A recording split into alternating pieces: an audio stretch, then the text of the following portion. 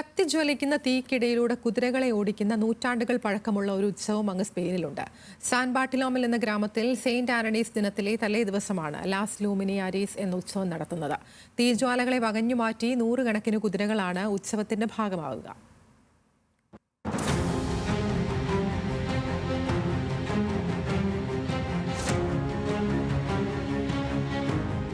ആളിക്കത്തുന്ന തീയുടെ ചുവപ്പ് തെരുവ് വീതികളെ വിഴുങ്ങുമ്പോൾ ഉയരുന്ന ആ കുതിരക്കുളമ്പടികൾ അഗ്നികണങ്ങളെ ചിതറിയെറിഞ്ഞ് മുന്നോട്ടു കുതിക്കും.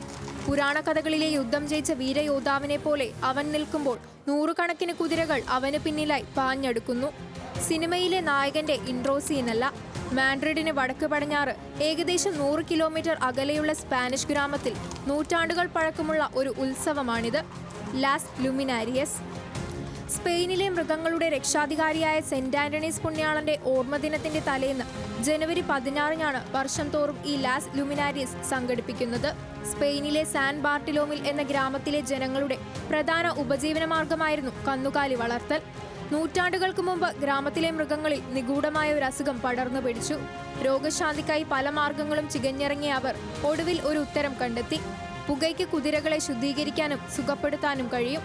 അങ്ങനെയാണ് സാൻ ബാർട്ടിലോമിൽ തെരുവു വീതികളിൽ കത്തിയിരിയുന്ന അഗ്നിക്കിടയിലൂടെ കുതിരകൾ പാഞ്ഞു തുടങ്ങിയത്. തെരുവിൽ മരക്കൊമ്പുകളുടെ ഭീമാകാരമായ കൂമ്പാരങ്ങളുണ്ടാക്കി അത് കത്തിച്ചാണ് തീയുണ്ടാക്കുന്നത്. ആഘോഷത്തിനിടയിൽ നാട്ടുകാർ മധുര പലഹാരങ്ങളും ബിയറും പരസ്പരം പങ്കിട്ട് ആഘോഷങ്ങൾക്ക് മാറ്റുകൂട്ടും. മുൻ വർഷങ്ങളിൽ മൃഗസംരക്ഷണ സംഘടനകൾ ലാസ് ലുമിനേറിയസിനെതിരെ ശക്തമായി രംഗത്ത് വന്നിരുന്നു.